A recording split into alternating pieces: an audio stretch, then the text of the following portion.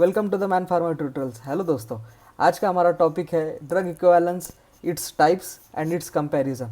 तो आज हम इस लेक्चर में देखने वाले कि इक्विवेलेंस क्या होता है या फिर एक ड्रग का इक्विवेलेंस क्या होता है। तो स्टार्ट करते हैं। What is equivalence? तो इक्विवेलेंस का सीधा मतलब होता है दो ड्रग का इक्वल होना। ठीक है, तो दो ड्रग इक्वल किस टर्म्स में हो सकते हैं? पहली चीज़, वो इक्वल हो सकते हैं केमिकल में या फिर फार्मास्यूटिकल इक्विवेलेंस बोल सकते हैं इसको। ठीक है, इसका मतलब ये होता है कि पहले वाले टैबलेट में अगर 500 mg ड्रग है और सेकेंड वाले टैबलेट में भी अगर 500 mg ड्रग है, तो इसी को हम कहेंगे केमिकल इक्विवेलेंस या फिर फार्मास्यूटिकल इक्विवेलेंस। इसी का ये मतलब होता है कि अगर दो फॉर्मुलेशंस में सेम अमाउंट ऑफ ड्रग है, दो फॉर्मुलेशन में अगर सेम अमाउंट ऑफ ड्रग है, तो उसी को हम कहेंगे फार्मास्यूटिकल इक्विवेलेंस या फिर केमिकल इक्विवेलेंस। ठीक है, तो अगला हमारा टाइप है बायो इक्विवेलेंस। बायो इक्विवेलेंस को ऐसा कह सकते हैं कि अगर दो ड्रग की बायो अवेलेबिलिटी अगर सेम है तो उसी को हम कहेंगे बायो इक्विवेलेंस। तो बायो इक्विवेलेंस को अगर और ज़्यादा एलेबरेट मैनर में अगर समझाया जाए तो ऐसा होता है कि अगर दो ड्रग की सिस्टमिक सर्कुलेशन में पहुंचने की कैपेसिटी अगर सेम हो तो उसी को हम कहेंगे वो दोनों ड्रग बायो इक्विवेलेंट है। इसका मतलब अगर और ज़्यादा एक्सप्लेन किया जाए तो अगर सिंपल भाषा में दो ड्रग हमने एडमिनिस्टर करने के बाद जीआई ट्रैक में जाने के बाद वो स्टमक या फिर स्मॉल इंटेस्टाइन में जाके एब्जॉर्ब हो जाएगा। इसी का मतलब सिस्टमिक सर्कुलेशन या फिर प्लाज्मा में या फिर ब्लड में चला जाएगा। तो जितना ड्रग हमने एडमिनिस्टर किया है उसमें से सिस्टमिक सर्कुलेशन में पहुंचने वाला जो भी अमाउंट है उसी को हम कहेंगे बायो अवेलेबिलिटी। और ये बायो अवेलेबिलिटी अगर दो ड्रग की सेम है तो उसी को हम कहेंगे ये दोनों ड्रग बायो इक्विवेलेंट है। आई होप आपको समझ में आ गया होगा। तो एग्जाम्पल के साथ अगर समझा जाए कि बायो इक्विवेलेंस क्या होता है, आपके पास दो ड्रग्स है, पहले वाली टैबलेट है और दूसरी वाली टैबलेट है। दोनों में अगर 500 mg इतना ड्रग अमाउंट है और पहले वाली टैबलेट एडमिनिस्टर करने के बाद सिस्टमिक सर्कुलेशन में अगर 300 mg जा रहा है, ठीक है, तो इसी 300 mg को क्या कहेंगे हम? 300 mg को कहेंगे हम बायो अवेलेबिलिटी। ठीक है, या फिर उस ड्रग की बायो अवेलेबिलिटी कितनी है? 300 mg है, राइट। ठीक है, तो सेकंड ड्रग की अगर 400 mg इतना amount of drug systemic circulation में एंटर कर रहा है तो इसको क्या कहेंगे हम? सेकंड वाले ड्रग की बायो अवेलेबिलिटी कितने हैं?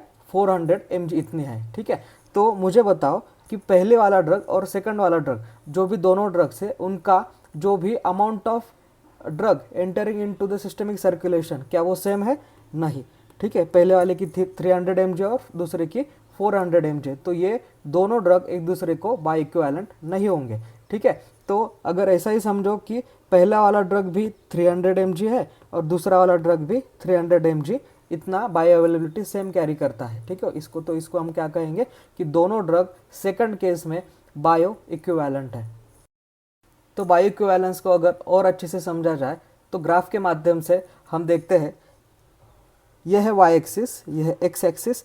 अगर वाई एक्सिस और एक्स एक्सिस पे अगर हमने ग्राफ प्लॉट किया हमारे ड्रग प्लाज्मा कॉन्सेंट्रेशन का, तो देखते हैं एक्स एक्सिस पे रखते हैं हम टाइम को और वाई एक्सिस पे रखते हैं ड्रग के कॉन्सेंट्रेशन को। ठीक है, तो आपको पता ही होगा कि पहले वाले जैसे ही ड्रग का एब्सॉर्प्शन बढ़ता है तभी ड्रग का एब्सॉर्प्शन बढ़ने के बाद प्लाज्मा कॉन्सेंट्रेशन भी इंक्रीज हो जाता है। तो प्लाज्मा कॉन्सेंट्रेशन जैसे ही इंक्रीज होता है तो ऐसा एक बेल शेप का ग्राफ हमें देखने के लिए मिलता है। ठीक है, तो यहाँ तक हमारा एब्सॉर्प्शन जो है वो इंक्रीज हो गया था और इंक्रीज होने के बाद प्लाज्मा कॉन्सेंट्रेशन भी इंक्रीज हो गया। ठीक है, तो यहाँ से एक्सक्रीशन बढ़ने के बाद या फिर मेटाबॉलिज्म बढ़ने के बाद यहाँ से प्लाज्मा कॉन्सेंट्रेशन कम होता गया और यहाँ पे हमें ज़ीरो प्लाज्मा कॉन्सेंट्रेशन यहाँ पे देखने के लिए मिल रहा है। ठीक है, तो मुझे बताओ कि ये जो एरिया अंडर कर्व या फिर ये कर्व दिख रहा है, ये इसी को हम कहेंगे बायो अवेलेबिलिटी या फिर area under curve. Area under curve क्या होता है? ये जो कर्व हमें दिख रहा है ये जो हमें बेल शेप का ग्राफ दिख रहा है, ये बेल शेप के ग्राफ के नीचे जितना भी ज़्यादा एरिया कवर होगा उतना ही ज़्यादा उस ड्रग का कॉन्सेंट्रेशन या फिर प्लाज्मा कॉन्सेंट्रेशन ज़्यादा होगा। और जिस ड्रग का प्लाज्मा कॉन्सेंट्रेशन ज़्यादा होगा उसी ड्रग का इफेक्ट भी हमें ज़्यादा दिखने के लिए मिलेगा। ठीक है, आई होप आपको चीज़ें समझ में आ गई होगी। तो मुझे अब बताइए कि बायो इक्विवेलेंस या फिर बायो अवेलेबिलिटी और ये जो हमने ग्राफ अभी देखा है उसका क्या रिलेशन है। ठीक है, तो ऐसा समझो जैसे कि मैंने पहले भी बताया कि बायो इक्विवेलेंस वो चीज़ होती है कि जिसकी बायो अवेलेबिलिटी सेम होती है।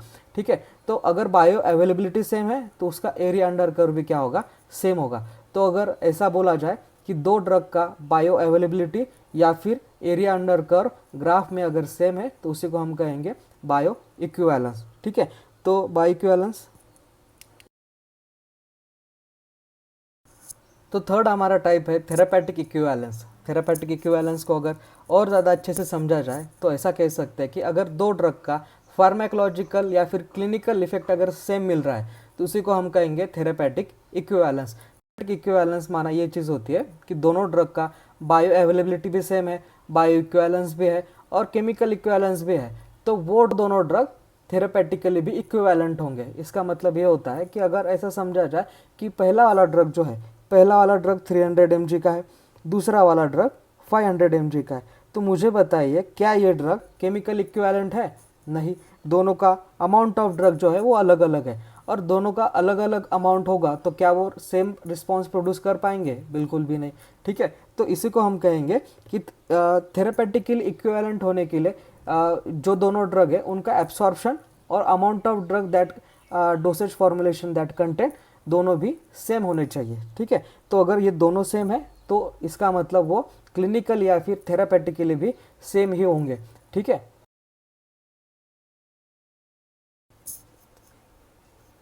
तो जो भी हमने तीन टाइप्स अभी देखे वो तीन टाइप्स को अगर कंपेयर किया जाए तो हम केमिकल इक्विवेलेंस, बायो इक्विवेलेंस और थेरापेटिक इक्विवेलेंस में ऐसा देख सकते हैं कि जो दो ड्रग्स है वो दो ड्रग्स में अगर सेम अमाउंट ऑफ ड्रग है तो उसी को हम कहेंगे केमिकल इक्विवेलेंस। अगर दो ड्रग का प्लाज्मा कॉन्सेंट्रेशन या फिर बायो अवेलेबिलिटी अगर सेम है तो उसी को हम कहेंगे बायो इक्विवेलेंस।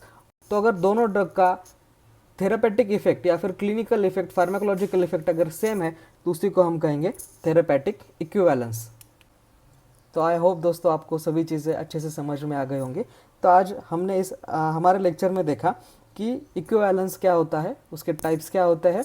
ठीक है, बायो अवेलेबिलिटी क्या होती है, सी मैक्स क्या होता है, और हमने और अच्छे से समझाने के लिए उसी चीज़ को डायग्राम के फॉर्म में, हमने उसी चीज़ को चार्ट के फॉर्म में और उसी चीज़ को हमने माइंड मैप के माध्यम से समझ लिया। ठीक है, तो मिलते हैं दोस्तों अगले वीडियो में।